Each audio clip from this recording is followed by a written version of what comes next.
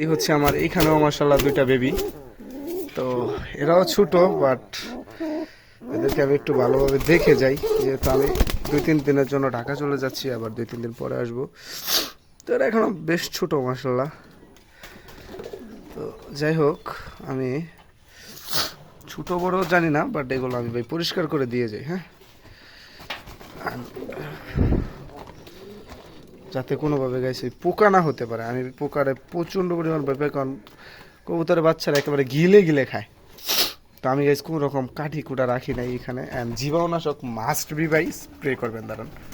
যাই হোক, must be হচ্ছে হালকা করে একটু জীবাণুনাশক স্প্রে করে, অ্যান্ড হচ্ছে একটু ভিজা নাকি না, যাই হোক ভিজা থাকলে কিছু একটা দিয়ে দেন হচ্ছে বেবিগুলারে আবার এটাতেই রেখে দিচ্ছি, যেহেতু 3 দিনেরই ব্যাপার, বেশি একটা দিন না। মাশাল্লাহ গাইস, বেবিগুলো খুবই কিউট কিউট, খুবই কিউট মাশাল্লাহ।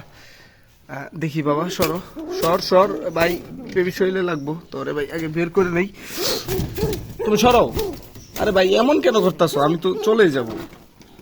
তো গাইস, এই হচ্ছে সুন্দরভাবে বেবিটা রেখে দিলাম।